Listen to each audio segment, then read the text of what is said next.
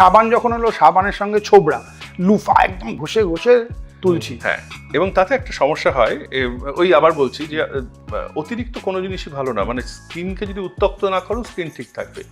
আমরা যেটা করি সেটা হচ্ছে স্কিনকে বেশি কেয়ার নিতে গিয়ে স্কিনের সর্বনাশটা আমরা করতে যাই। সেটা হচ্ছে এই ঘষে ঘষে যে তুলতে যাই, তারপরে হয় কি, আমাদের স্কিনের উপরিভাগে যে এপিডার্মিস, কেরাটিন লেয়ারটা ভেঙে ভেতরে ঢুকে যায়, ঢুকে চামড়ার তলায় একটা ডিপোজিট হয়। সেই ডিপোজিটটার নাম হচ্ছে অ্যামাইলয়েড। এই অ্যামাইলয়েড ডিপোজিট হলে ম্যাকুলার কিউটেনিয়াস অ্যামাইলয়েডোসিস বলে একটা অসুখ। ওপর থেকে কিরকম লাগে, কালো, অনেকেই আমরা জানি, আমাদের বাড়ির অনেকেরই থাকে একটা নেটওয়ার্কের মতো একটা কালো কালো কালো কালো ভাব হাতের এখানে স্নানের সময় যে জায়গাটা আমরা ঘষি এবং পিঠে যতখানি পর্যন্ত হাতটা যায়, তার তলায় যেখানে যায় না, পিঠের যেখানটা যায় না, সেখানটা ফর্সা নর্মাল থাকে।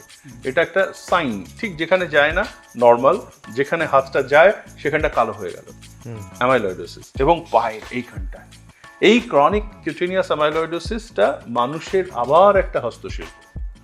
যদি না ঘষা হয়, ওই নেট লুফা খোসা যেটা বললো, 3টে ভয়ঙ্কর ক্ষতি করে। ওইটা দিয়ে ঘষে স্নান করে গায়ের চামড়ার উপকার তো হয়ই না, চামড়া তো কথা বলতে পারে না।